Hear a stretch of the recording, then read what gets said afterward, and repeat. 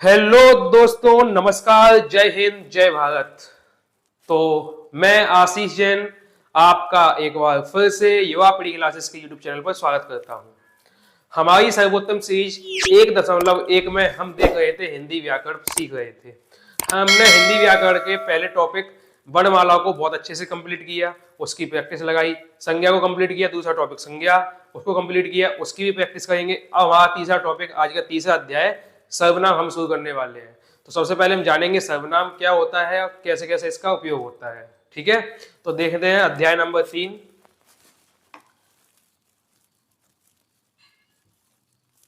अध्याय 3 नाम क्या होगा? सर्वनाम।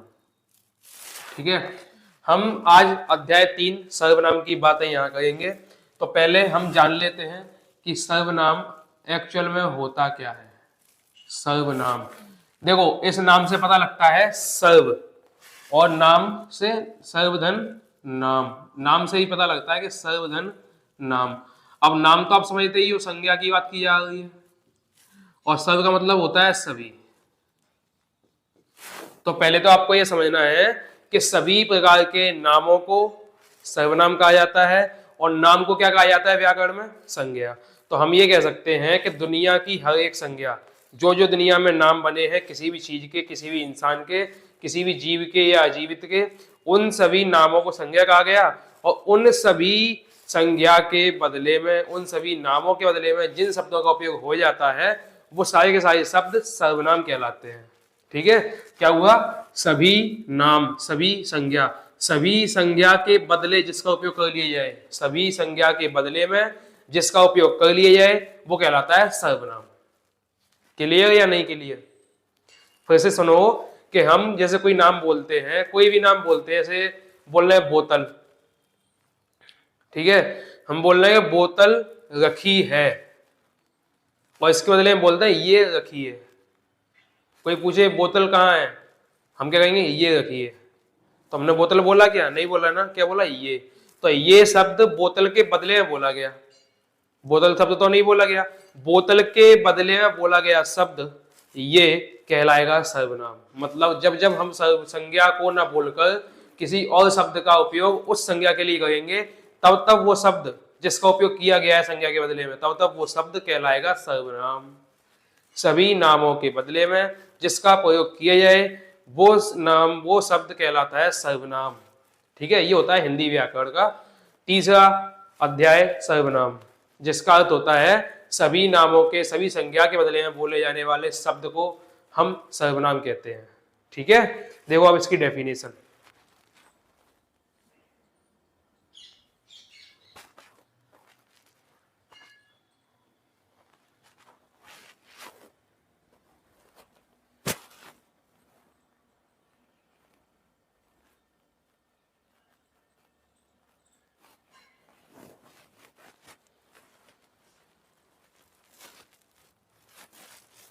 अब इसकी देखेंगे हम डेफिनेशन। डेफिनेशन में क्या कहा जाता है? देखो डेफिनेशन समझिए। सबसे पहले तो हम कहेंगे संज्ञा के स्थान पर प्रयुक्त होने वाले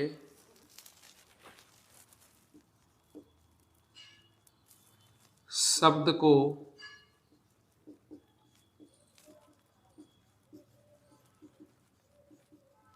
संज्ञा कहते हैं। दूसरा, संज्ञा के बदले, इधर संज्ञा नहीं सर्वनाम कहते हैं, संज्ञा के बदले में, संज्ञा के बदले जिन शब्दों का प्रयोग होता है,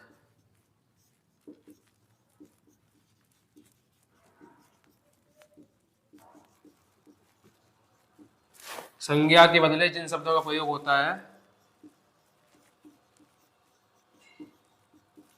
वह सर्वनाम शब्द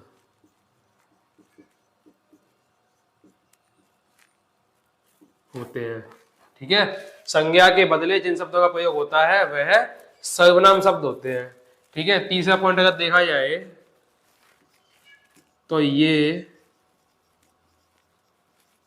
सर्वनाम शब्द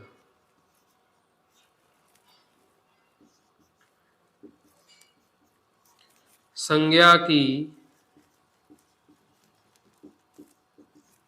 पुनरावृत्ति को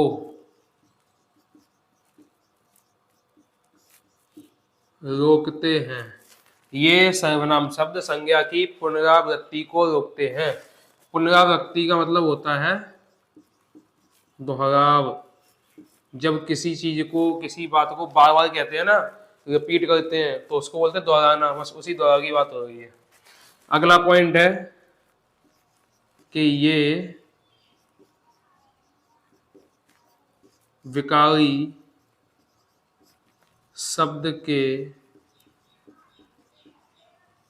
अंतर्गत आते हैं। किसके अंतर्गत आते हैं? विकारी शब्द। विकारी शब्द हमने पढ़े थे ना संज्ञा वाले चैप्टर में।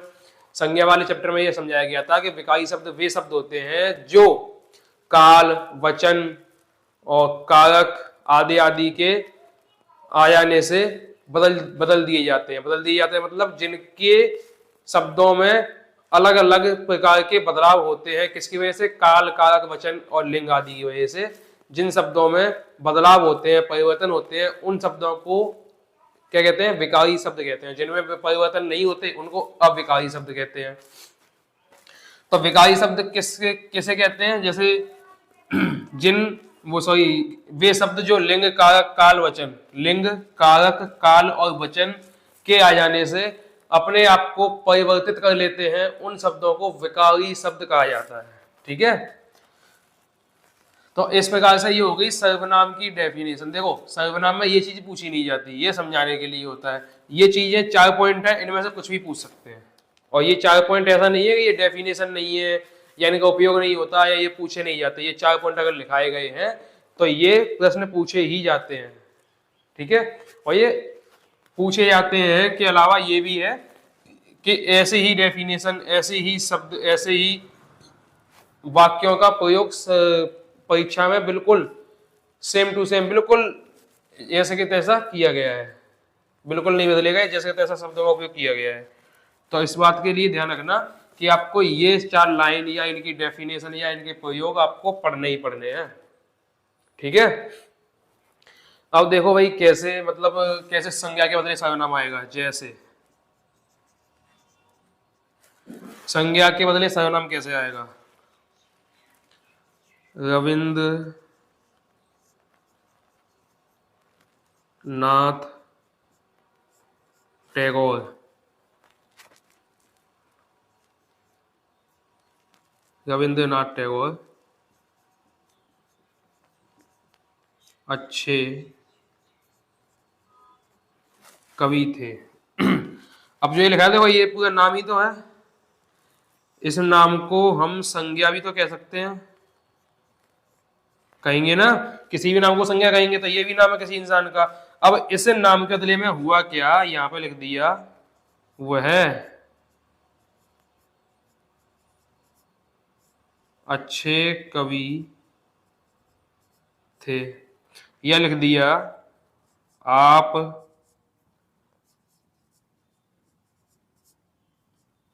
अच्छे कवि थे, या लिख दिया वे